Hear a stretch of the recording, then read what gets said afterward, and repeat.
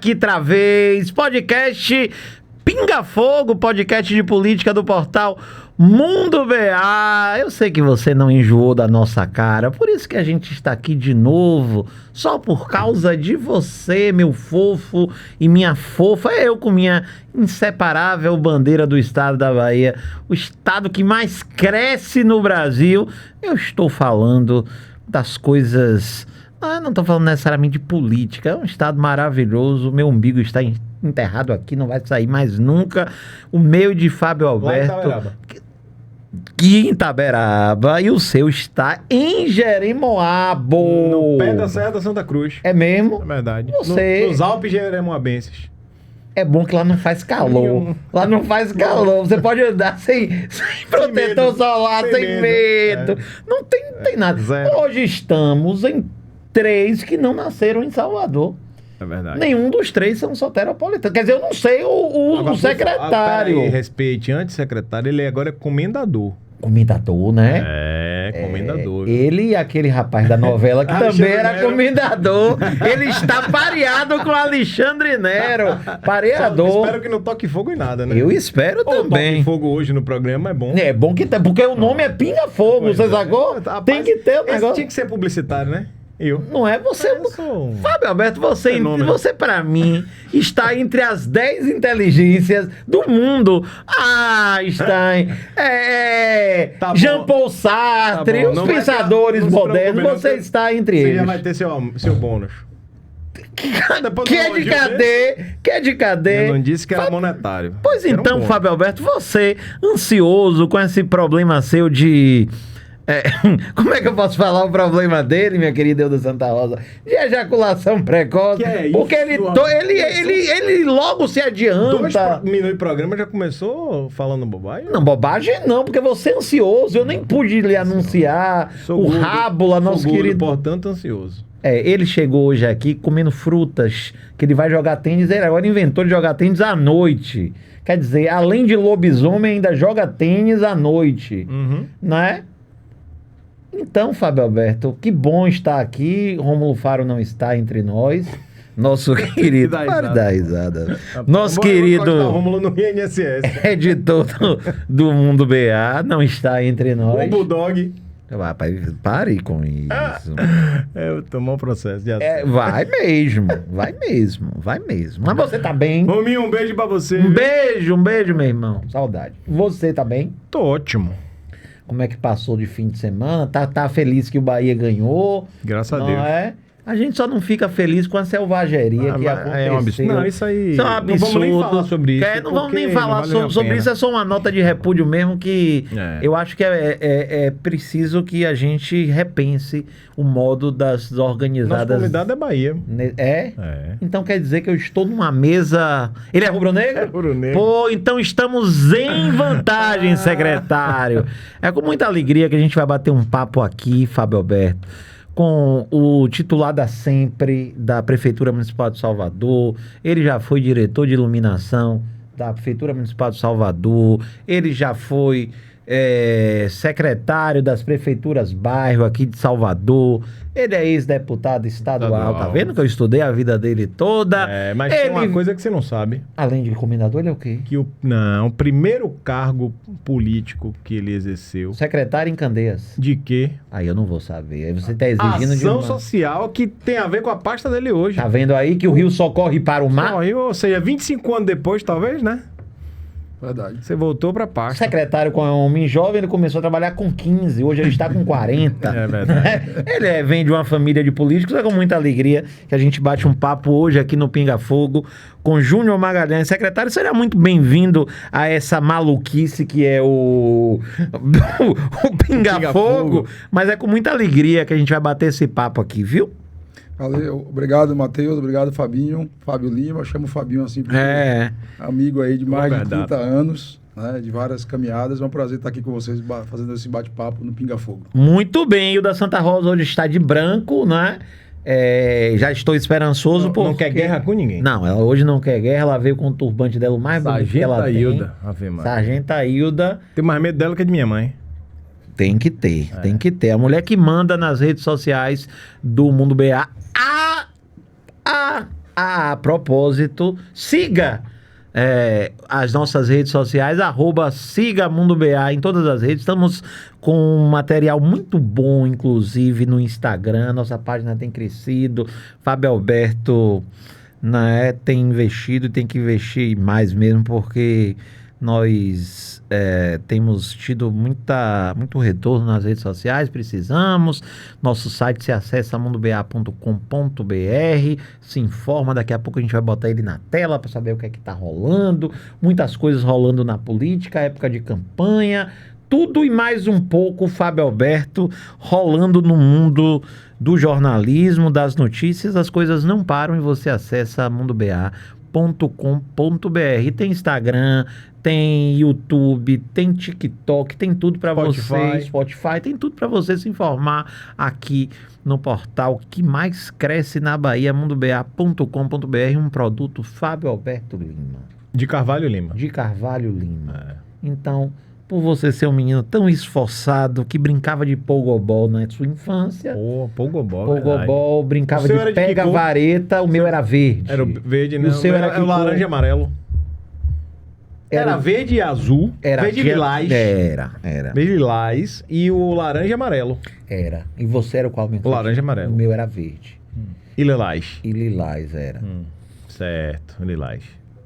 Eu não vou prosseguir nesse vamos assunto, mesmo porque são assuntos edificantes para estarem conversando. Estávamos conversando na presença de um secretário, não um comendador, que realmente é o homem que manda prender e manda soltar em candeias. 10 minutos e o convidado não falou ainda. 10 minutos de programa. Culpa sua. Tá bom. Sempre culpa sua. É isso mesmo. Então, posso não falar nada, senão eu vou tomar processo de assédio. Por favor. Eu jamais. Vamos, por favor, Fábio Alberto, faça a primeira pergunta. Vou fazer. Inclusive, mas aí tem um... que foi que o telefone, que o celular ligou sei lá. Mas, antes de tudo, não pode quebrar a regra máxima. Mais um convidado, um grande amigo meu de Roberto Carlos. Quero ter 1 milhão de amigos. É verdade. E a gente pode fazer um dicionário de A a Z só com o nome dos seus amigos. Da política, é verdade. Da política. Graças a Deus. Se eu sou um homem que construo pontes e não muros. Você já fez campanha política lá em Candeias? Ave Maria, foi... Você quer quantas? Aliás, pra você não ficar... Já sofri muito. Pra você que não sabe, acho difícil que você... Se você acompanha a política, você não sabe. Júnior Magalhães é filho da ex-prefeita de Candeias, ex-deputada, Tonha Magalhães. Folclórica no bom sentido, porque ela tem muitas histórias, é uma mulher retada e tem muitas histórias, muitos serviços prestados à região metropolitana, principalmente a cidade de Candeias. Então, ele tá na política de berço, essa história toda aí. Então é patrimônio da cidade. Patrimônio. Ela esse ano não gosta ou não gosta dela? Esse ano não disputou nada, tá quietinha, né? Graças a Deus. Tá quietinha, mas... Mas é minha amiga, eu gosto dela. Júnior sabe disso. Eu acho ela uma simpatia. É minha amiga, eu gosto ela dela. É gente boa demais. E é minha amiga independente de Júnior, tá? São amizades diferentes. Isso é bom, bom. Então vamos deixar eu gravar. Você tem amizade com a alta patente e depois vai descendo na família. Vamos deixar o Juninho falar, pelo amor de Deus. Júnior, por favor, desculpe, viu, secretário? A primeira pergunta eu vou começar do início. Meu irmão, fala aí do trabalho da Sempre, que eu sei que você é um cara que ele apesar de ter sido deputado, ele, na verdade, se encontrou na gestão pública, na minha opinião. Eu acompanho ele não só por ser amigo, mas também por um estudioso da política, como eu sempre digo, né? E eu vejo que onde Júnior passa, ele deixa a marca dele. E ele deixa uma marca de sempre muita seriedade. Quem não conhece o Júnior de perto como eu, até vê essa cara dele aí meio sisuda, mas Júnior é um dos caras que eu conheço com o maior coração da política que eu conheço. E acho que por conta disso, meu amigo Bruno, acertou em colocar ele na pasta que tá. Tá acabando com a saúde dele, essa pasta, mas eu com certeza tá enobrecendo a alma e o espírito dele. Eu gosto muito do secretariado de Bruno Reis. Tem pessoas que eu gosto de verdade. Eu tive poucas vezes com o secretário, entrevistei poucas vezes, mas acho ele um cara muito sério, desde lá de trás. Mas gosto de muita gente, gosto de Cacau, da Limpurbe, acho um cara fantástico. Amanhã vou entrevistar meu querido Boca Magalhães, que é diretor de iluminação. De Júnior. Pois é, tem uma galera muito legal. Mas vai lá, muito Júnior, legal. Mas vá, secretário. Fala da experiência aí da Sempre. Da Sempre. Depois de passar por outros cargos, né, na prefeitura municipal. Com certeza eu cheguei na prefeitura de 2014, né? Eu recebi um convite do prefeito ACM Neto de compor a sua equipe. Eu tinha saído da política, estava cuidando de minha vida, com outros projetos pessoais. E aí eu resolvi aceitar o convite para, inicialmente, como assessor especial do prefeito, um gabinete, onde nós conseguimos idealizar alguns projetos muito interessantes, né? A exemplo do Ouvindo Nosso Bairro, que hoje é uma lei municipal. Hoje, todo e qualquer prefeito de Salvador, no primeiro ano de mandato, obrigatoriamente tem que fazer uma consulta popular para entender a população, entender quais são as prioridades de cada bairro. Nós fizemos isso de forma muito legal, depois fizemos um Ouvindo Nosso Bairro digital, avançamos, depois eu fui para as prefeituras bairros, tive uma boa experiência, né, de um programa de descentralização, que são as prefeituras bairros, que atende milhares de pessoas por dia. Conseguimos dar uma requalificada no projeto. Logo em seguida, recebi o desafio de assumir a diretoria de iluminação pública, onde o meu desafio era acabar com a luminária amarela na cidade. Nós conseguimos. Eu acabei de vir agora de Fazenda da Couto, e aí a gente fez uma caminhada hoje lá em Fazenda da Couto, e eu fui olhando as ruas e eu vi os bequinhos todos com a luminária de LED. Tal, e eu entendi de que a gente precisava democratizar o acesso à iluminação pública. Não era justo que essa cidade tivesse a luminária de LED apenas nas grandes avenidas, Paralela, Avenida CM e companhia, Garibaldi. Então, nós levamos a luminária de LED para dentro das comunidades e chegamos a um feito da cidade 100% de LED.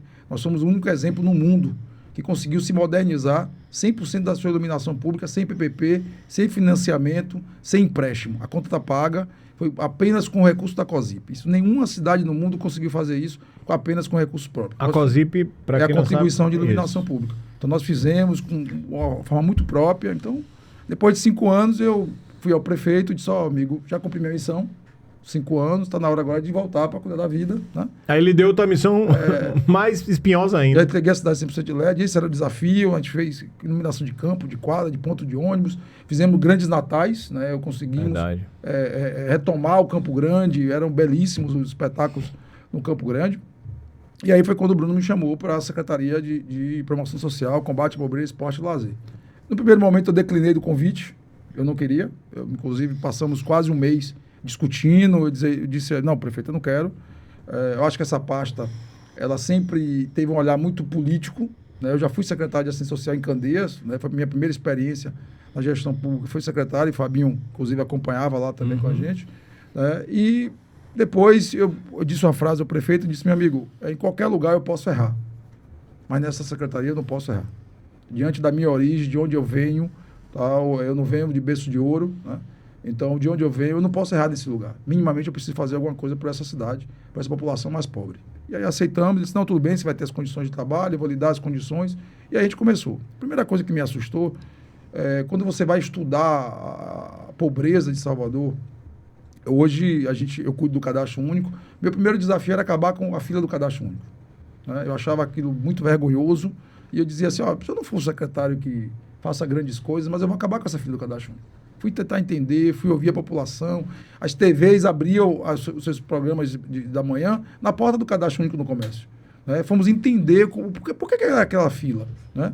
Porque é um universo gigante. Eu fui estudar também o cadastro único, conseguimos descentralizar o atendimento. O atendimento que era feito apenas no comércio, nós temos hoje 50 pontos de atendimento espalhados por toda a cidade, né? Porque nós somos entendendo essa população. Se a família já está em vulnerabilidade social, já está em pobreza, e você impõe a ela mais um ônus de sair do seu bairro para o comércio. Eu aprendi de forma muito dura. Uma senhora que eu atendia na minha sala de reunião, eu fazia reuniões com eles para tentar entender. E dona Jussara, ela me disse uma vez assim, Matheus, que ela foi me dizer assim, toda vez que eu venho aqui, secretário, é 9,80. E aí eu caí da besteira de perguntar, tinha uma reunião com 10, eram 10 pessoas do cadastro único na minha sala de reunião, e ela disse assim, toda vez que eu venho aqui, é 9,80. E eu fui questionar ela, perguntar, por que é 9,80? E ela fez até uma brincadeirinha com as outras pessoas, disse, tá vendo que ele é riquinho? Ele nem sabe o que é pegar ônibus. E aí eu disse, não, 4,90, não, eu entendi que é 4,90 e tal, beleza. Eu realmente já peguei muito busuzão na minha vida, mas eu não lembrava na hora da tarifa. E ela me disse uma das frases mais duras que eu já ouvi na minha vida. Secretário, esse 9,80 que eu gasto toda vez que eu venho aqui no comércio, no cadastro único, é o pão dos meus filhos que eu deixo de comprar. Então isso foi muito duro para mim, isso me arrepio até hoje quando eu falo isso. Então, eu disse, não, eu vou ter que resolver isso. E conseguimos acabar com a fila do cadastro único e fomos estudar o cadastro único. Que população é essa? Que vulnerabilidade é essa? Né? E o cadastro único ele é riquíssimo, porque o cadastro único ele não é apenas a Bolsa Família. O cadastro único é o censo da pobreza do Brasil. Né? Então, fomos estudar, chegamos assim, números absurdos. Hoje nós temos, no nosso cadastro único, 595 mil famílias soteropolitanas no cadastro único de Salvador, totalizando 1.100.000 pessoas no cadastro único. Ou seja, 40% dessa cidade é pobre, 40% dessa cidade é vulnerável. A cidade não pode virar as costas para essa população. Né? Então, o que é que a gente pode fazer? O que é que a gente pode estudar? Então, fomos entendendo isso, descentralizando os serviços, podendo ampliar, e entendendo muito essa temática também da fome. Né? Então, assim, para mim, eu aprendi isso com minha mãe, ela sempre me disse que... E aí, quando eu fui secretário de assistência, lá Fabinho sabia, acompanhava, eu tinha brigas homéricas assim com minha mãe. É verdade. Tinha coisas que eu não concordava, eu discutia muito com ela. Né? Então, assim, aquela coisa, não tem que dar o peixe, tem que ensinar a pescar, não é assim, é isso, não acredito nisso tal. Aí um dia ela disse, senta aqui. Deixa eu lhe falar. É muito fácil dizer que dar uma cesta básica, ajudar uma família pobre, uma emergência, é muito fácil dizer que é assistencialismo, paternalismo com a barriga cheia. Você nunca passou fome não, meu filho. Senta aqui. Você nunca passou fome não. Eu já passei fome. Eu sei o que é isso. Eu já fui dormir muitas vezes com um copo de café com farinha, porque é a única coisa que minha mãe tinha para dar gente. Já acordei muitas das vezes, e minha mãe com 12 filhos dentro de casa, a gente não tinha o que comer. Então, meu filho, fome é muito cruel. Fome humilha a pessoa, a fome tira toda a dignidade, tira a humanidade das pessoas. Então, não negue o prato de comida. Tem coisas... Beleza, a gente tem que construir autonomia, mas tem questões que são emergenciais. Então, eu fui entendendo isso, eu carrego isso na minha história, no meu DNA, e eu disse, pô, a gente precisa entender essa pobreza. Então, olhando, estudando, verificando o que é que os outros lugares estão fazendo, né, de combate à pobreza, né, de superação da pobreza. Eu fui para o Chile, eu fui para a Colômbia, fui para o Paraná, fui para São Paulo, né, fui pesquisar o que é que estão... Goiás, né, o que é que estão fazendo no mundo em relação a essa temática. Né, e diante disso, nós idealizamos um projeto que, para mim, é minha paixão hoje, é uma coisa que eu acredito, um programa de superação da pobreza, chamado Programa Vida Nova. Tá? Ele está estruturado, nós fomos entender essa pobreza, entender aonde reside essa pobreza. Ó, nós decidimos 8 restaurantes populares, nós só tínhamos 2 restaurantes populares, implantamos 8. Né? Eu fui ao prefeito, convenci ele a implantarmos 8 restaurantes populares, porque essa é uma política de segurança alimentar efetiva. A pessoa entra, não da marmita. É R$1, né? Não, nossa é gratuito. Eu tirei uma das coisas que, quando eu cheguei, foi 2 coisas que eu tomei uma decisão muito, muito clara. Primeiro, tirar a cobrança de R$1. Porque isso não resolve o problema da prefeitura e muitas vezes você resolve. Isso. Era mais um problema para algumas famílias que não tinha aquele R$1 para comer naquele dia. E segundo, tiramos a marmita. Distribuição de marmita, tiramos a marmita. Então, implantamos no nosso restaurante o conceito as pessoas entrarem, sentar num local com ar-condicionado, tal, com a cadeira apropriada, com um prato de louça, né, ali, de tal, com talheres... Dignidade. Da dignidade das pessoas, não talher descartável, tal. Então, nós fizemos esse conceito. Aí distribui ficha de manhã? Isso, nós distribuímos as fichas, são 400 ou 500, a depender do restaurante. As pessoas entram, sentam. Então, lá tem um cardápio, que nós licitamos um cardápio. Né? Aquilo que eu falei assim, de onde eu venho, eu não posso errar nesse lugar. Então, as pessoas entram, sentam. Lá eles têm salada crua, salada cozida, tem feijão, tem arroz, tal. Tem 2 proteínas para ele escolher uma. Todo dia tem 2 proteínas, lá ele escolhe uma das proteínas, uma fruta, uma sobremesa e um suco. Para minimamente a pessoa ter aquela dignidade. Então, nós fomos entendendo isso, além de tantas coisas que nós fizemos, né? A Secretaria ela não é apenas de assistência social, ela também tem a pauta de esporte. Fomos entendendo também que o esporte é uma coisa muito, talvez uma das ferramentas mais fáceis de combate à pobreza é através do esporte. E de inclusão social, né? Inclusão social. Então, assim, nós fomos entendendo e idealizamos esse projeto. Hoje eu integro redes nacionais de discussão de superação da pobreza. Uma dessas redes que eu integro é presidida pelo um economista chamado Ricardo Paz de Barros. Tá? O meu professor lá no INSPA, eu estou estudando. Então, diante de tudo isso, eu estou fazendo hoje 2 MBA, para você ter ideia. Eu não sei como é que eu arrumo tempo, não. Eu consegui 2 bolsas. E com a prole, que o homem gosta de filho. Viu? Tem quantos? 3 filhos. Já adolescentes, 3 adolescentes, que demandam muito. Essa fase ainda é pior, né? E aí a gente consegue, então, eu estou num programa do INSPA em São Paulo, através de uma bolsa que eu consegui. Depois também eu consegui uma bolsa na FGV, um MBA em Segurança Pública, né? Porque eu entendo que a gente precisa estudar, precisa entender, né? Toda essa pobreza. Então, nós criamos o projeto Vida Nova. Ele é um olhar Fabinho, de entender de que a pobreza não é apenas a ausência de renda. A pobreza, ela é multidimensional. Essa é a discussão nossa. Então, família que é pobre, ela tem baixa escolaridade, ela tem dificuldade de acesso aos serviços de saúde. Eu descobri que no SUS existe um termo chamado doença socialmente determinada, doença de pobre. Doenças que já deveriam estar erradicadas, mas acomete a população mais pobre. Tuberculose, sífilis congênita, hanseníase, leptospirose. Né? Quem são acometidos por essas doenças? São as pessoas mais pobres, né? Que muitas vezes não têm um saneamento básico ali na sua casa. Né? Fomos entender de que essas famílias vivem em segurança alimentar, têm habitação precária, né? Não têm acesso aos direitos mais básicos de cidadania. Então, esse programa, de fato, ele vai coroar, eu digo ao prefeito Bruno Reis, que isso vai coroar a gestão dele, tá? Vai coroar também a minha passagem pela SEMPRE. Eu tenho muito orgulho do que nós construímos. Vamos chegar inicialmente a 4 mil famílias desse programa, já idealizamos um índice de vulnerabilidade social, consegui mapear aonde estão as famílias mais pobres da cidade. Os 8 restaurantes que nós implantamos nos bairros onde tinha a maior concentração de família pobre. Eu acabei de vir de Fazenda Couto, na caminhada que nós fizemos. Lá em Fazenda Couto tem um restaurante popular. Por quê? Porque nós identificamos, através do cadastro único, que lá tem uma concentração muito grande de famílias pobres. Então, esse é um programa que eu acredito, superação da pobreza. Não estamos inventando a roda, outros países já fizeram isso. Tá? O Paraná tem um programa estruturado, São Paulo tem um programa chamado Superação, inclusive é um baiano que cuida do programa de São Paulo, Danilo.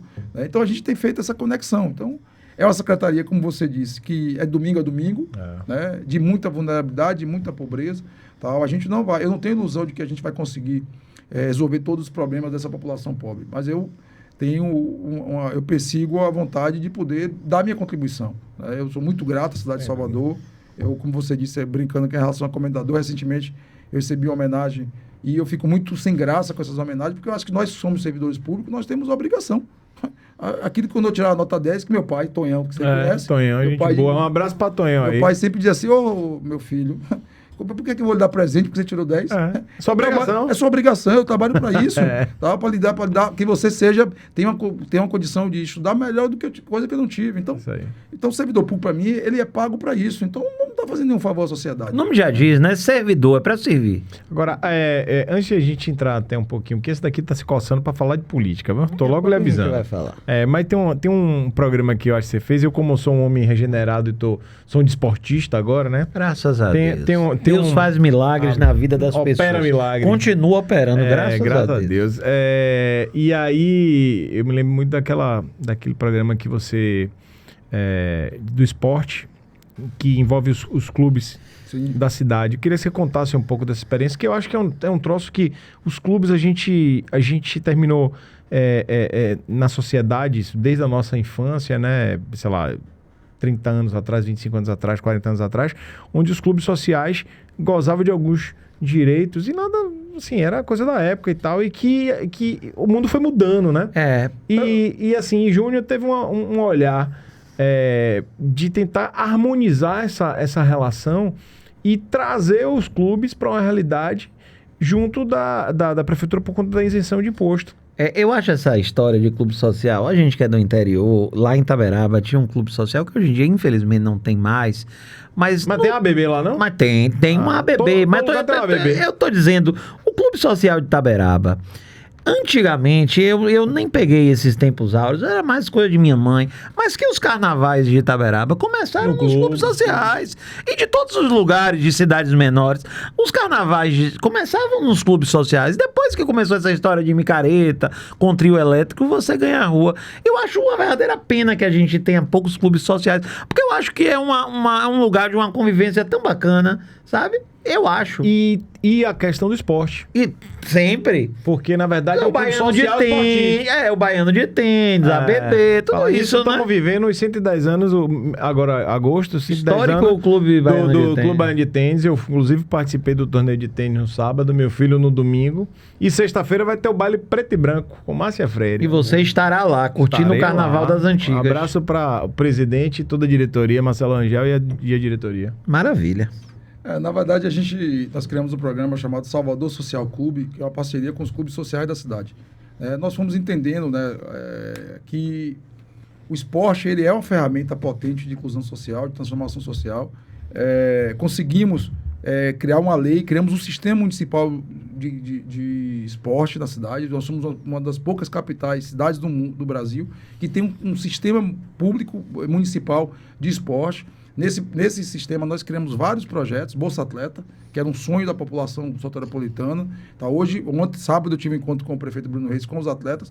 Hoje, 448 atletas de Salvador recebem Bolsa Atleta. Eu priorizei a importância de você unir o esporte com o combate à pobreza. Priorizei no Bolsa Atleta aluno de escola pública, aluno do cadastro único, família em vulnerabilidade. Tá? Priorizamos esses meninos, meninas, são 448. Temos programa de incentivo fiscal, criamos programa de ajuda de custo para viajar. Mais de 500 atletas já viajaram o mundo, inclusive para o Japão, com essa ajuda de custo da prefeitura. E programa de incentivo fiscal, Viva Esporte.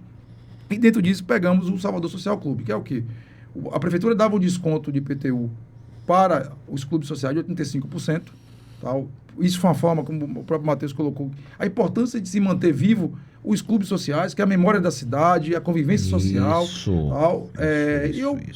Reunimos os 12 clubes tal, aqui da cidade e em 2023, assim que eu cheguei à secretaria, disse, nós precisamos dar a contrapartida da cidade. Não podemos só dar o desconto de IPTU. Precisamos ajudar essa cidade pobre. E aí idealizamos esse programa chamado Salvador Social Clube, onde nós temos 1.100 crianças da rede pública municipal. Tá? Nós atrelamos a educação, porque eu entendo que talvez uma das melhores formas de superação da pobreza é através da educação. Quem cresceu, saiu da pobreza e subiu na escala da vida, subiu através da educação. Estudando com dificuldade, né? com toda a dificuldade que tem uma família pobre. Mas passou pela educação. Né? Ninguém vai superar a pobreza se não for pela educação. Então, nós atrelamos a escolas municipais. As crianças têm direito a transporte pago pelo clube, ida e vinda, um lanche, porque a gente também vai entendendo de vulnerabilidade. Muitas vezes o menino, não adianta botar o menino no Yacht Clube da Bahia, por exemplo, sem entender de que ele não vai ter o dinheiro do transporte para chegar lá. Muitas vezes vai chegar com fome. Então o cara vai sair de Valéria para vir para a Ladeira da Barra. Aí colocamos, além do transporte, lanche, tal, todo o fardamento é dado pelos clubes, temos 1.100, então são 12 clubes hoje parceiros, Baiano de Tênis, a Associação Atlética, o IAT, Clube Espanhol, né, Costa Verde, Bahia, Vitória. Né, fizemos um projeto muito legal, hoje eu fico muito feliz. Todo ano a gente faz o evento final com os clubes, isso tem sido muito importante. Isso é muito legal. Cidade de Salvador. Isso é muito legal. Ô Júnior, você que vem de uma família eminentemente política, já falamos, sua mãe foi prefeita e deputada, você foi deputado também, é secretário e tudo. E você está numa pasta, como você abriu falando, muito delicada, né? Porque em tempos que a gente vê, e nenhuma crítica a isso, pelo contrário, acho que as grandes bandeiras do governo federal são ainda os programas sociais, Minha Casa Minha Vida, Bolsa Família, Vale Gás, etc e tal, né? Como é que você faz, como é que você fez e faz para separar a política da secretaria? Porque você está dentro de uma gestão política, mas tratando de assunto delicado. E o assunto que eu quero voltar depois, tratar, é a população em situação de rua. Nessa cidade que ainda é uma coisa muito delicada, né? E principalmente depois da pandemia. Mas como é que você faz para separar isso no dia a dia, Júnior? Você que também é político por essência, né? Matheus, eu sempre entendi de que a melhor política é o resultado. Eu acho que o político ele precisa dar resultado para a sociedade. Então, essa é a melhor forma. Claro que a gente tem que conviver com a política. Né? Nós não chegamos nos cargos públicos por concurso. Eu não fiz concurso para ser secretário. Né? Eu cheguei através de indicação política, nomeado pelo prefeito, que teve os votos, que foi eleito pela população, tal, legitimamente, e me nomeou como secretário. Então, eu tento, na verdade, equilibrar. Claro que tem questões, dizem aí no folclore que eu sou muito duro, mas, assim, eu tento explicar às pessoas de que nesta pasta, que cuida de assuntos tão sensíveis delicados da população, não dá para a política sobrepor as ações concretas que a gente precisa executar, principalmente quando tem a técnica. Então, quando a gente consegue juntar a política com a técnica, a gente vai juntos. Mas tem coisas que são assuntos que são eminentemente técnicos. E precisa, na verdade, você dar vazão a isso, respeitar o técnico que está ali estudando, vários assuntos, tá assim. E a gente vai entendendo que, por exemplo, a população em situação de rua, já até antecipando um pouco o que você ia perguntar, eu fui tentar entender esse fenômeno. Né? Primeiro que, assim, a minha primeira curiosidade é entender, será que isso é uma escolha? Será que é uma escolha? Será que é só pobreza? Né? Fizemos um censo, eu fiz uma parceria com a Universidade Federal da Bahia, com o Projeto Axé, fizemos um censo de 2023, inclusive questionando as pessoas em situação de rua, qual foi a principal razão que levaram elas para as ruas. Né? Qual foi a situação? Tal. E aí fomos entender. Chegamos a um número, eu não queria apenas saber de número, quantos números tinha de pessoas em situação de rua. Chegamos a 5.130 pessoas em situação de rua em Salvador, criamos um critério com a Universidade Federal, o que era uma pessoa em situação de rua. Não necessariamente eles estão dormindo nas ruas nesse momento, são pessoas que fazem da rua seu modo de sobrevivência, voltam às vezes para dormir nas unidades da prefeitura. Nós temos 17 unidades de acolhimento do município. Isso é importante. São pessoas que muitas das vezes têm também a própria sazonalidade, eles moram na região metropolitana, moram em um subúrbio e às vezes vêm para o centro da cidade e passa durante segunda a sexta trabalhando ali no centro da cidade e em situação de rua, sexta-feira retorna, sábado retorna para a sua cidade. E chegamos de que mais da metade da população em situação de rua de Salvador, a principal razão que leva para as ruas é justamente o rompimento dos vínculos familiares. Tem presença de drogas, tem questões, outras questões, mas a principal razão é o rompimento dos vínculos familiares. Então você tem muitas separações traumáticas, brigas internas, nós temos ainda, infelizmente, expulsão por opção sexual, várias questões que as pessoas terminam indo para as ruas por brigas familiares. Tal, e que é difícil o poder público atuar perante essa situação. Então, nós fomos estudar, então, respondendo a sua pergunta, eu acho que é muito isso, é compatibilizar. Eu tenho uma sorte de, tanto com o ACM Neto quanto o Bruno Reis, eu não sei se é pela relação que a gente tem aí de mais de 30 anos, né? Eu acho que eu sempre tive com os dois uma relação fraternal, né? De muita proximidade, mas eu sinto que meus posicionamentos, que às vezes podem ser duros, eu sempre me senti respeitado. Né, de entender, eu acho que eles foram entendendo o meu posicionamento de que, vamos dar aqui espaço, vamos criar aqui uma política pública efetiva. Então eu tenho muita alegria de dizer que eu consigo compatibilizar a política, eu não deixo de atender os políticos, eu não sou maluco de entender de que não tenho as questões políticas, atendo político, tal, tento compatibilizar, às vezes, o pedido político com o pedido da gestão, com o pedido técnico, e a gente consegue executar. Eu acho que, fazendo bem feito, eu fui político, como você muito bem disse, fui deputado 2 mandatos, a gente não pode demonizar os políticos. Não, de forma achar alguma. que atender um político, um vereador, um líder comunitário, tal, isso é ruim para a gestão. Muito pelo contrário, às vezes tem pedidos legítimos. Claro. Pedido da comunidade, né? Eu nunca tive nenhum vereador que foi me pedir nada pessoal. Nada para ele, nada para a família dele. Nunca tive nenhum pedido. Eu nunca tive.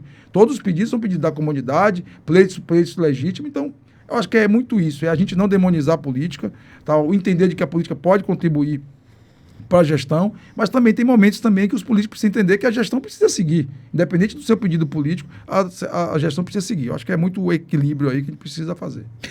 Vamos aproveitar, meu querido Fábio Alberto, a gente está conversando com o secretário titular da Sempre da Prefeitura Municipal de Salvador, Júnior Magalhães. A gente vai aproveitar, pode jogar essa caneca para lá, porque eu pedi para essa menina Hilda Santa Rosa pegar um cafezinho para mim. Secretário, quer mais um cafezinho? Quero. Então, por favor, Hilda Santa Rosa. Mas vocês conseguem beber café de noite assim? Adoro café, olha, melhor. Café e sopa homem de sem noite. pecado, que não é possível, ainda dorme, irmão. Os meus já foram todos limpos na minha confissão.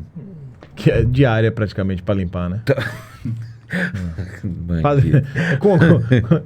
Então aí só tá a piada que segue. Vamos viajar pelo portal mundoba.com.br, meu querido Álvaro, no comando aí das carrapetas. A gente acessa, vamos viajar e desce ele mais um pouquinho aqui. Aí suba mais, suba mais um pouco pra gente ter uma visão geral. Aí no nosso destacão tá aí Binho Galinha, Justiça Eleitoral pede ações penais. É claro que esse programa tá sendo gravado na segunda-feira, você vai assistir ele na quarta-feira, então não vão ser essas notícias, mas você tem aqui dando uma viajada nossas principais editorias, editoria de política, editoria de eleições. Você pode ver que os principais destaques são de política e eleições. Justiça Eleitoral pede ações penais antes de decidir sobre candidatura do deputado estadual Binho Galinha, que se encontra preso. Aí no destaquinho a gente tem Capitão Alden, deputado federal pelo PL, em que mundo ele vive, sobre a fala de Wagner, sobre a fila da regulação. Enfim, temos aqui a Ladil se rebatendo a fala de João Roma também, o acidente que teve com Fátima Nunes no fim de semana, mas ela está bem com a deputada estadual Fátima Nunes. Tem também entretenimento, tem economia. Um assunto legal de a gente tratar, que é a ausência de Flávio e de Lula no debate da Band, né? E de Zema, que me surpreendeu. Mas Zema não foi porque eles foram. Então acesse, vamos falar disso já, mundoba.com.br, você viaja, tem muita coisa bacana para você se atualizar, tem entretenimento, economia, além de política e eleições, tem também a página de esportes falando sobre o Bavi de ontem, infelizmente o Vitória perdeu, e a história infelizmente, das 3 mortes que se sucederam com o vandalismo da torcida, duas, né? Foram duas, da torcida uniformizada, os imbatíveis, enfim.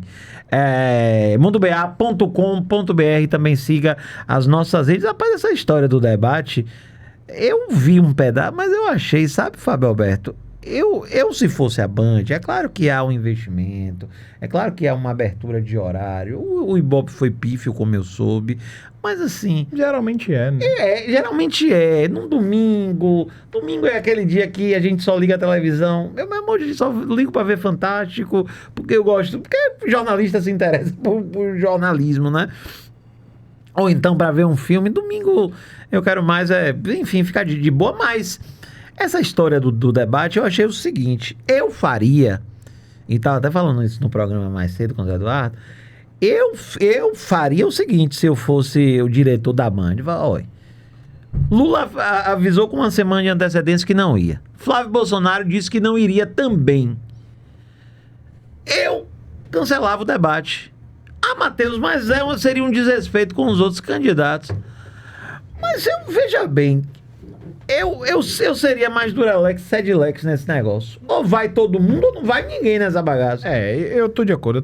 Eu também teria cancelado se o cancelamento deles, de Flávio e Lula, fosse pretérito, né? Se tivesse com alguma antecedência avisado, eu teria cancelado. Agora, do outro lado, a minha surpresa foi Zema não ter ido. Mas Zema não foi porque eles não foram. Pois é, mas esse argumento dele eu acho... Cara, Zema, ele precisa de espaço, ele precisa de palanque, ele precisa defender as ideias dele de todas as candidaturas de direita. A mais fria é a dele. Mas muita gente diz hoje eu acho no até, tô duvidando que ele vai ser candidato até o final. É isso, mas muita gente no bastidor, isso tá também no Mundo BA. Claro, o melhor site da Bahia. É isso, mas isso está, e até fui eu que fiz essa nota. É o melhor repórter de política da Bahia. Muito obrigado, já fui um dia.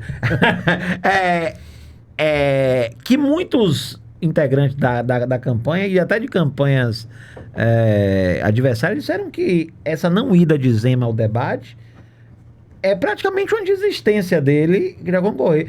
Porque também tem o seguinte, as pesquisas que a gente tem, a polarização é tão grande que o pelotão de baixo, ela não cresce, o pelotão de baixo estagna. Você não vê um crescimento exponencial de Renan, um crescimento exponencial de Caiado, que eu acho um bom candidato, do próprio Zema, que é radical em muitas coisas, mas é um homem que tem uma oratória boa. Enfim, eu acho enfim, eu acho também que houve uma coisa muito teatral.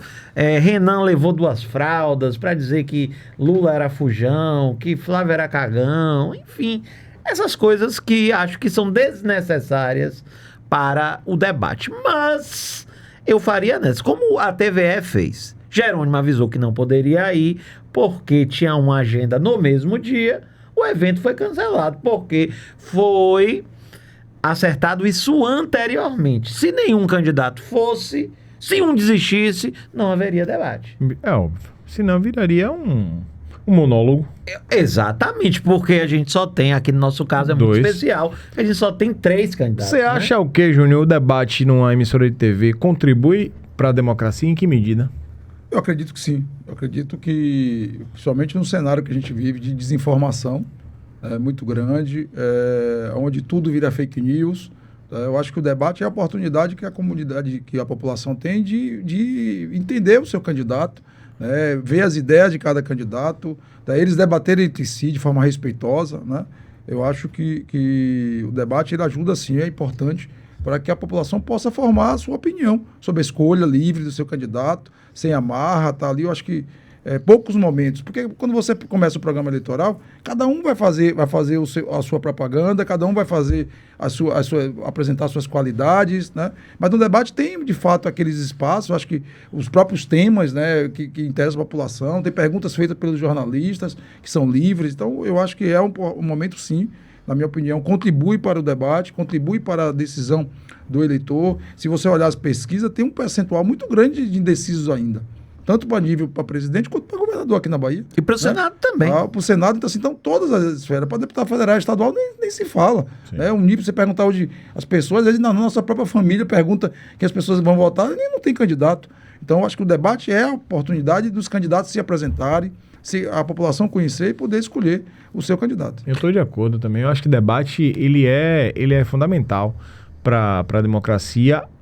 Assim, agora, também sou contra, e já falei outras vezes, eu acho que divulgação de pesquisa em período eleitoral é um desserviço porque só cria um efeito manada. E mesmo porque todo mundo tem seus tracks, né? As pessoas fazem as suas internas. Não, as internas cada um pode fazer a sua. Pode fazer a sua. Pesquisa para divulgação, eu acho que cria um efeito manada negativo na democracia. Já falei isso outras vezes aqui. Agora, eu tenho uns posicionamentos assim que hoje me deixou surpreso, uma coisa que ontem, na verdade, que Caiado falou, né?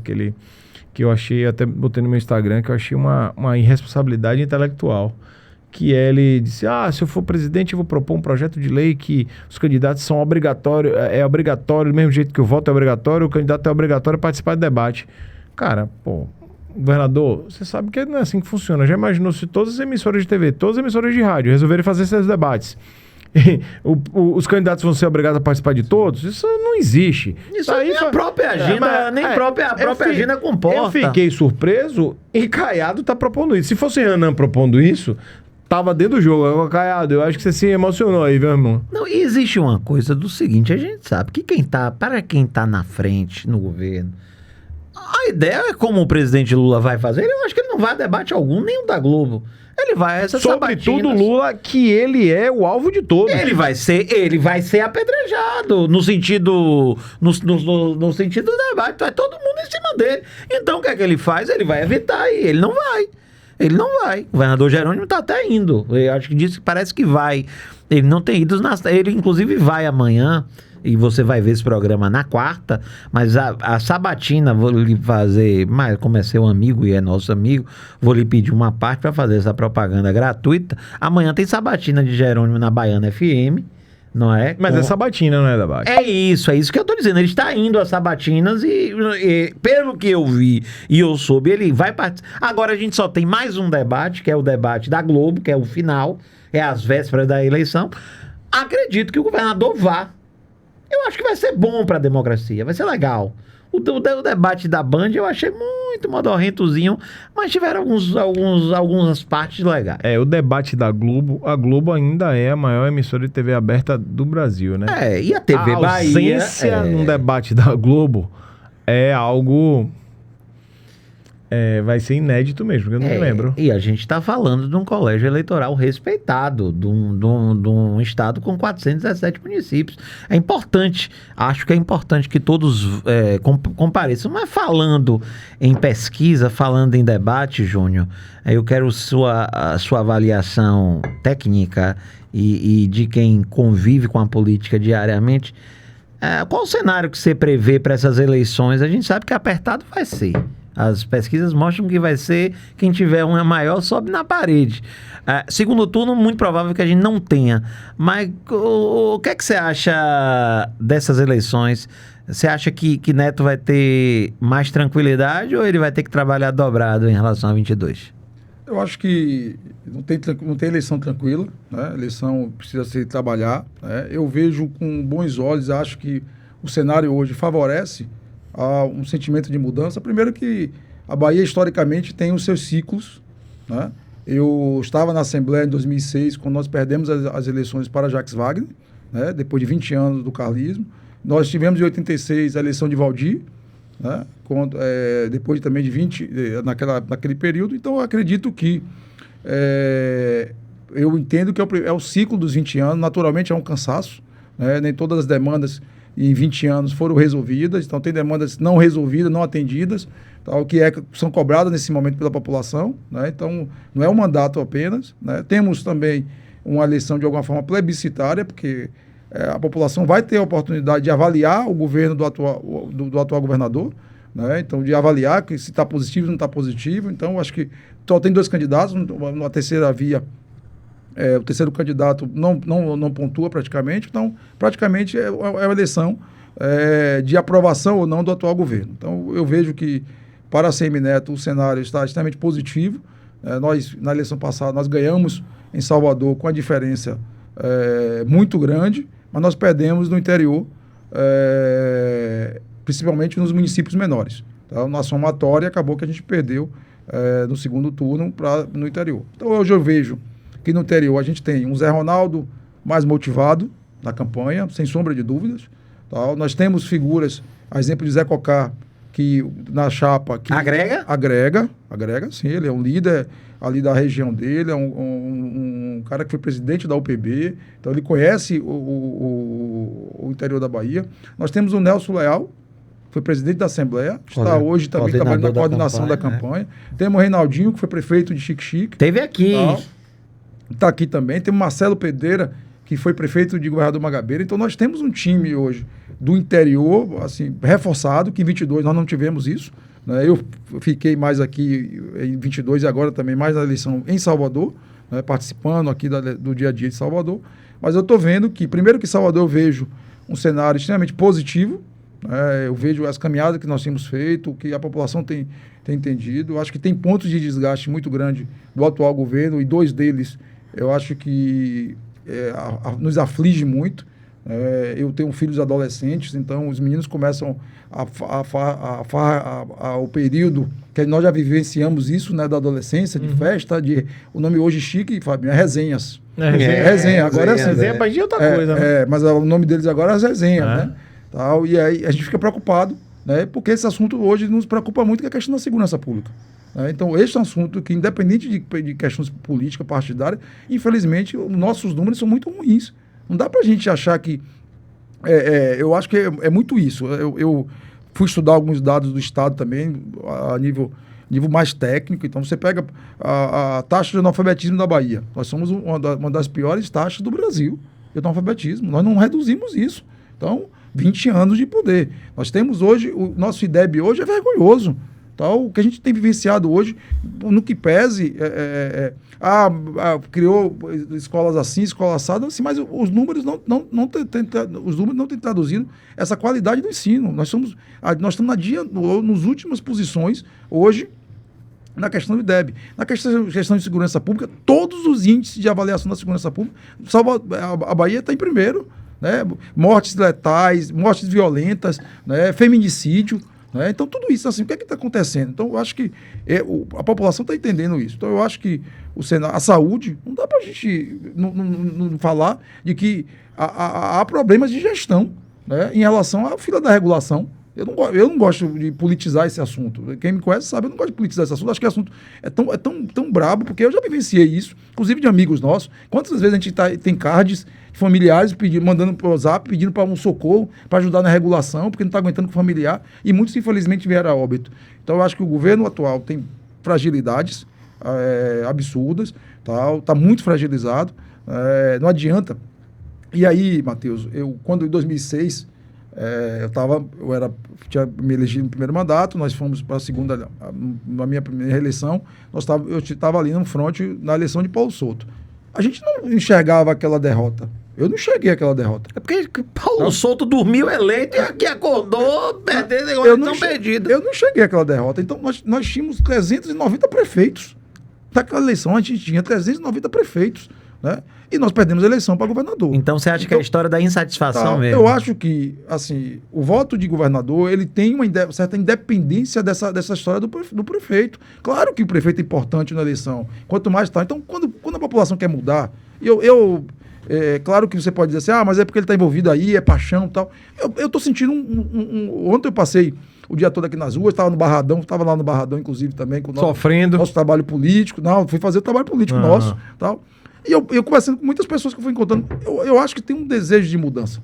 tem um sentimento muito claro da população de mudança. E quando a população quer mudar, meu irmão, não adianta, ele vai mudar. Então, eu acredito que nós temos, não é eleição fácil, não é eleição que não pode subir no sapato alto antes do tempo, né? Então, nós, em 22, de alguma forma, nós tivemos isso. Isso é uma crítica que eu faço abertamente. Tal. Isso é importante. Sei que alguns não gostam que eu fale, mas eu falo. É nós tivemos isso. Tal, campanha, e eu acho que é bom quando está assim no tete a tete, como está hoje, né? Pesquisa ali, 2 na frente, 3 na frente, não sei o que tal, não tem larga vantagem, porque a gente trabalha mais. Eu acho que o grupo está trabalhando muito, eu acho que o indicativo, eu sinceramente, eu acredito na vitória da Semineto hoje. Fábio Alberto, nós já estamos, é porque o tempo passa muito rápido e o papo está muito bom, nós já estamos nos encaminhando para o final, então, nunca a última, sempre a penúltima, por favor, faça. Eu acho que como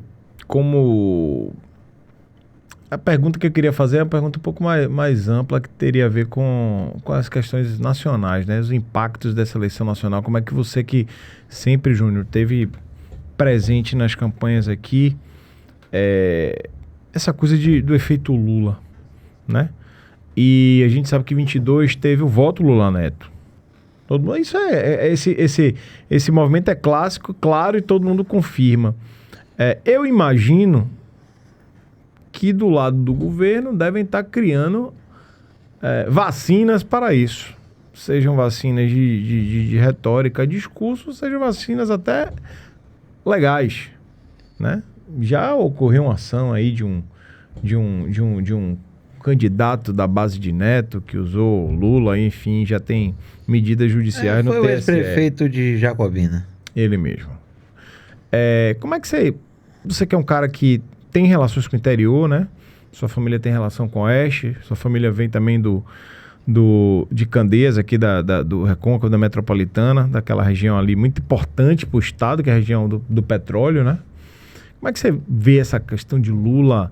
Você enxerga que a força de Lula na Bahia está sofrendo algum tipo de desgaste também ou não? Como é que você interpreta isso tudo? Fábio Alberto, primeira vez hoje, Matheus, que eu descobri que o segundo nome dele é Alberto, eu não sabia. De Carvalho Lima. Eu conhecia... Quase que eu sou seu irmão, né? Eu tenho um irmão chamado Alberto. Alberto? Eu mas não tem Fábio, né? Não. Alberto vulgo Preto. Um abraço aí, Pretinho.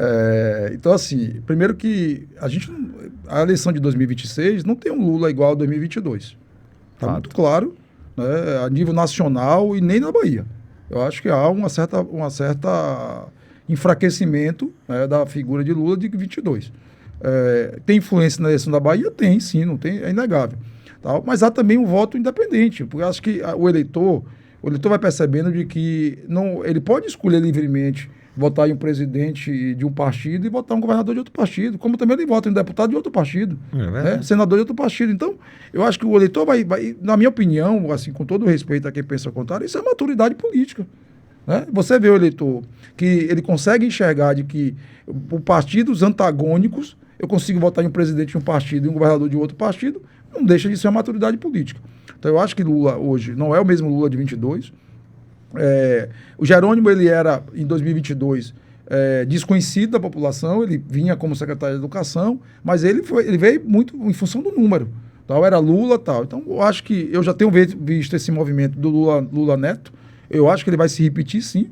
Talvez ele venha até com mais força do que 22, tal, porque a população tem uma aprovação, tem ali aquela votação de Lula, tal, e ele está entendendo de que eu posso votar em ACM Neto, né? Então, eu acho que isso, de alguma forma, vai favorecer a ACM Neto, esse voto livre, independente do eleitor que vai escolher livremente votar em presidente do partido e votar o governador do outro, né? Então, eu sou contra essa história de você estar querendo mandar na vontade do eleitor, né? O eleitor, eu tenho uma posição. Eu sinceramente, eu fui para Goiás, né? Inclusive fui com o Neto lá, passamos 2 dias em Goiás, entendendo, fomos visitar presídio lá de Goiás, com o Caiado, com o governador Daniel Vilela, fui conhecer todos os projetos sociais lá da primeira-dama, Gracinha Caiado, que é baiana, inclusive de Feira de Santana. De Feira, Feira de Santana, que vai se eleger senadora, e fez um... Tal, eu virei fã de Caiado. Eu, pessoalmente, assim, hoje eu voto em Caiado. Tal, assim, acho que, do ponto de vista da pesquisa, é muito difícil, né? Acho que é importante a votação dele para até forçar um segundo turno nacional, Né? Hoje, o que daria hoje pelos resultados de pesquisa que a gente faz. Claro que pesquisa, às vezes, Matheus, é muito a gosto do freguês, né? Isso. Então é muita pesquisa, a gente vai ficando confuso. Mas a votação de Caiado, beleza, ele de alguma forma vai, talvez, forçar um segundo turno, o Zema também vindo lá. Então eu acho que o eleitor é livre, né, para escolher o seu presidente, o seu governador, os seus deputados. Né? Quando em 2006, eu lembro que quando a gente... nós éramos 63 deputados na Assembleia, o nosso grupo elegeu 46 deputados. Nós elegemos 46 deputados e, mesmo assim, o nosso governador perdeu. Então, o que é que ficou claro? A população votou nos deputados, mas não votou no governador. Né? Eu, particularmente, minha campanha sempre foi casada. Eu nunca fiz voto camarão. Eu sempre acho que o político tem que ter lado. Pode ficar lá, tem que ter posição. Então, eu sempre tive posição. Beleza, claro, eu tomei uma decisão de ser oposição ao atual governo. Mesmo tendo amigos, exemplo, Fabinho, estava lá da Layout, Sidônio fazia a campanha em Candeias com a gente. Inclusive, minhas campanhas foram feitas na Layout. Verdade. Né? Foi lá com o Sidônio, com o Carlinhos e tal. Mas, mesmo assim, eu mantive minha posição de ser oposição ao governo Wagner. Mantive minha independência. Claro que isso tem um preço. Né? Na minha candidatura, minha reeleição, eu já tive dificuldades, muitas dificuldades, porque tinha 12 prefeitos, os prefeitos seguiram o governo. Então, eu acho que o eleitor é muito livre, eu acho que isso é uma maturidade política e eu entendo de que o movimento Lula Neto vai vir sim, como vai vir também o eleitorado vai votar em Flávio, vai votar em Neto, vai votar em Caiado, vai votar em Neto. Então, eu acho que é muito isso. Acho que o eleitor tem essa maturidade política. Perfeito. Fábio Alberto, despeça-se. E primeiro, antes de tudo, agradecer ao secretário Júnior Magalhães, titular da sempre da Prefeitura Municipal de Salvador, pelo papo. Volte sempre. Parabéns pelo trabalho. Não é fácil você comandar uma pasta dessa magnitude, porque não é como você falou, não é só a pobreza, é a situação de rua, é o esporte, uma pasta que engloba tudo isso e ainda tentar... e fazer separada a política do trabalho do dia a dia é muito complicado. Parabéns pelo trabalho, volte sempre, você sabe que a casa é sua na hora que você quiser. O papo foi massa, né, Fábio Alberto de Carvalho Lima? É isso, é muito bom, Júnior, você aqui, o amigo, o político, o gestor, e eu digo sempre, eu sempre fui um defensor dessa cara braba dele aí. Porque que ele fala que é folclore, não. Porque o homem é duro mesmo. Ele não faz curva. Mas eu não sei como é que virou deputado, né? Rapaz. Ele devia se cutucar lá na Assembleia todo dia. Porque... Mas meu marqueteiro era você e Sidônio Palmeiras. Então, imagina. Eu tenho o prazer de dizer que o cara hoje famoso, Fabinho famoso, Sidônio lá, ministro, já Sidônio. Trabalhamos juntos. Pois é, verdade. Lá nos primórdios. Foi a primeira experiência, as duas primeiras experiências políticas que eu tive... com 18, 19 anos, foi com Tonha, lá em Candeias, foi quando eu conheci Júnior, e com Jacques Wagner em Camaçari, candidato a prefeito de Camaçari. Então, realmente eu fui um agraciado dos dois lados, do lado da direita e da esquerda, mas é com muito orgulho que a gente tem essa amizade, eu tenho essa amizade com Tonha também, é uma pessoa que eu gosto muito, ela sabe do carinho, do apreço pela família inteira, e também agradecer pelo trabalho que você faz, porque realmente eu sei que você faz um trabalho de coração. Eu já estive com você lá na secretaria, eu vi um pouco daquilo e eu sei que eu sou um cara muito sensível à pobreza, também venho de família com origem no interior, com suas dificuldades, então eu sou um homem muito sensível, eu tenho um olhar muito sensível à pobreza. E eu vejo que seu trabalho é um trabalho muito difícil e por isso eu valorizo, e por isso eu insisti que você viesse aqui para que você falasse um pouco da Sempre. E começamos a entrevista falando da Sempre. Óbvio que Matheus não aguenta, quer falar de política. No fim da vida dele, ele vai ser prefeito de Itaberaba. Não. Eu vou fazer campanha, pronto. Você vai fazer? Vou. Você vai sair Vou chamar Sidônio também. Chama Sidônio também pra fazer essa campanha. Só se Júnior Magalhães me der votos lá em Candeias. Cadê? Não pode pra prefeito. Não pode. Meu Deus do céu. Não, é porque eu tava pensando maior. Eu tava pensando em eu ser candidato a deputado, talvez, com base em Itaberaba, e pegava uns votos de Candeias. Pelo PMDB. Um abraço pra Lúcia de Adelveira. Pronto, ali você tem legenda. Com os 2 dias você tem legenda. Eu tenho moral ali. Um abraço para todo mundo, agradecer de novo ao secretário, agradecer a assessoria do secretário que está aqui com a gente. Andréa Nascimento, é isso? Isso, muito obrigado. Agradecer a Hilda Santa Roda na pós-produção, aqui na nossa produção sempre muito solista. Hoje ela está com um turbante daquele que eu gosto, com a blusa branca, extremamente em paz, tomou um ansiolítico para vir trabalhar. E cadê a conta? Ela veio sem conta hoje, ou tá escondida? Cadê a conta? Tá escondida, não se meta que você não é de santo. Não, mas eu conheço do babado, gente. Você vai querer ser órgão no terreiro dela? Porque eu vou ser. Eu sou um homem católico, apostólico, romano, né? Mas eu sou um curioso de todas as religiões e sou um respeitador e admirador. Porque eu acho que a gente precisa, acima de tudo, da fé. Acima das religiões, a gente precisa de fé. Pílulas de Sabedoria com Fábio Alberto de Carvalho Lima. A minha tatuagem. E aqui a minha. Deus é bom o tempo todo. A minha, para vocês que não estão vendo, é família, força, foco e fé. Tudo com F de Fábio. Meu Deus, como é donista. Publicitário. É um publicitário. Agradecer a Álvaro no comando das carrapetas aqui. Sempre. Como é o nome de quem tá com você hoje, Alvinho? Hoje é carreira solo. É ele Deus. É ele Deus, mas com Deus tá tudo certo.